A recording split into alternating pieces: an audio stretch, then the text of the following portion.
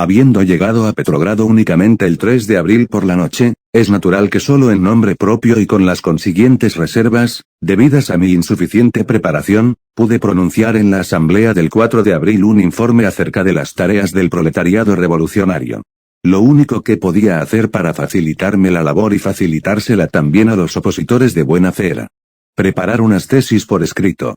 Las leí y entregué el texto al camarada Tsereteli. Las leí muy despacio y por 2 veces, primero en la reunión de bolcheviques y después en la de bolcheviques y mencheviques. Publico estas tesis personales mías acompañadas únicamente de brevísimas notas explicativas, que en mi informe fueron desarrolladas con mucha mayor amplitud. Tesis. En nuestra actitud ante la guerra, que por parte de Rusia sigue siendo indiscutiblemente una guerra imperialista, de rapiña, también bajo el nuevo gobierno del Bob y compañía, en virtud del carácter capitalista de este gobierno, es intolerable la más pequeña concesión al defensismo revolucionario. El proletariado consciente solo puede dar su asentimiento a una guerra revolucionaria, que justifique verdaderamente el defensismo revolucionario, bajo las siguientes condiciones: a. Paso del poder a manos del proletariado y de los sectores más pobres del campesinado a él adheridos; b. Renuncia de hecho y no de palabra, a todas las anexiones; c. Ruptura completa de hecho con todos los intereses del capital. Dada la indudable buena fe de grandes sectores de defensistas revolucionarios de filas, que admiten la guerra solo como una necesidad y no para fines de conquista, y dado su engaño por la burguesía, es preciso aclararles su error de un modo singularmente minucioso, paciente y perseverante, explicarles la ligazón indisoluble del capital con la guerra imperialista y demostrarles que sin derrocar el capital es imposible poner fin a la guerra con una paz verdaderamente democrática y no con una paz impuesta por la violencia. Organizar la propaganda más amplia de este punto de vista en el ejército de operaciones. Confraternización en el frente. La peculiaridad del momento actual en Rusia consiste en el paso de la primera etapa de la revolución, que ha dado el poder a la burguesía por carecer el proletariado del grado necesario de conciencia y de organización, a su segunda etapa, que debe poner el poder en manos del proletariado y de las capas pobres del campesinado. Este tránsito se caracteriza, de una parte, por el máximo de legalidad. Rusia es hoy el más libre de todos los países beligerantes; de otra parte, por la ausencia de violencia contra las masas y, finalmente, por la confianza inconsciente de éstas en el gobierno de los capitalistas, los peores enemigos de la paz y del socialismo. Esta peculiaridad exige de nosotros habilidad para adaptarnos a las condiciones especiales de la labor del partido entre masas inusitadamente amplias del proletariado que acaban de despertar a la vida política. Ningún apoyo al gobierno provisional, explicar la completa falsedad de todas sus promesas, sobre todo de la renuncia a las anexiones. Desenmascarar a este gobierno, que es un gobierno de capitalistas, en vez de propugnar la inadmisible e ilusoria exigencia de que deje de ser imperialista. Reconocer que, en la mayor parte de los soviets de diputados obreros, nuestro partido está en minoría y, por el momento, en una minoría reducida, frente al bloque de todos los elementos pequeño burgueses y oportunistas sometidos a la influencia de la burguesía y que llevan dicha influencia al seno del proletariado, desde los socialistas populares y los socialistas revolucionarios hasta el comité de organización, Chgeidze, Tsereteli, etc., Steklov, etc., etc. Explicar a las masas que los soviets de diputados obreros son la única forma posible de gobierno revolucionario y que, por ello, mientras este gobierno se someta a la influencia de la burguesía, nuestra misión solo puede consistir en explicar los errores de su táctica de un modo paciente, sistemático, tenaz y adaptado especialmente a las necesidades prácticas de las masas. Mientras estemos en minoría, desarrollaremos una labor de crítica y esclarecimiento de los errores, propugnando al mismo tiempo, la necesidad de que todo el poder del Estado pase a los soviets de diputados obreros, a fin de que, sobre la base de la experiencia, las masas corrijan sus errores. No una república parlamentaria, volver a ella desde los soviets de diputados obreros sería dar un paso atrás, sino una república de los soviets de diputados obreros, braceros y campesinos en todo el país, de abajo arriba. Supresión de la policía, del ejército y de la burocracia. La remuneración de los funcionarios, todos ellos elegibles y amovibles en cualquier momento, no deberá exceder del salario medio de un obrero calificado. En el programa agrario, trasladar el centro de gravedad a los soviets de diputados braceros. Confiscación de todas las tierras de los latifundios. Nacionalización de todas las tierras del país, de las que dispondrán los soviets locales de diputados braceros y campesinos. Creación de soviets especiales de diputados.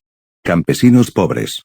Hacer de cada gran finca, con una extensión de 100 a 300 deciatinas, según las condiciones locales y de otro género y a juicio de las instituciones locales, una hacienda modelo bajo el control de diputados braceros y a cuenta de la administración local.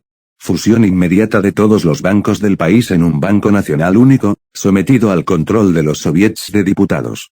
Obreros.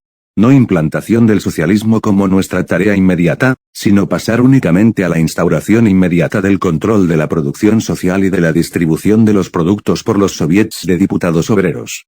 Tareas del partido, celebración inmediata de un congreso del partido, modificación del programa del partido, principalmente sobre el imperialismo y la guerra imperialista, sobre la posición ante el Estado y nuestra reivindicación de un Estado como una reforma del programa mínimo, ya anticuado cambio de denominación del partido. Renovación de la Internacional. Iniciativa de constituir una internacional revolucionaria, una internacional contra los social-chauvinistas y contra el centro. Para que el lector comprenda por qué hube de resaltar de manera especial, como rara excepción, el caso de opositores de buena fe, le invito a comparar estas tesis con la siguiente objeción del señor Goldenberg. Lenin dice ha enarbolado la bandera de la guerra civil en el seno de la democracia revolucionaria, citado en el periódico Edinstvo, del señor Plejánov, número 5, una perla, ¿verdad? Escribo, leo y machaco, dada la indudable buena fe de grandes sectores de defensistas revolucionarios de filas, dado su engaño por la burguesía, es preciso aclararles su error de un modo singularmente minucioso, paciente y perseverante, y esos señores de la burguesía, que se llaman socialdemócratas, que no pertenecen ni a los grandes sectores ni a los defensistas revolucionarios de filas, tienen la osadía de reproducir sin escrúpulos mis opiniones.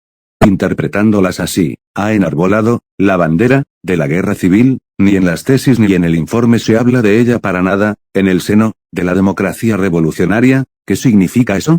¿En qué se distingue de una incitación al pogromo? ¿En qué se diferencia de Ruskaya Golia?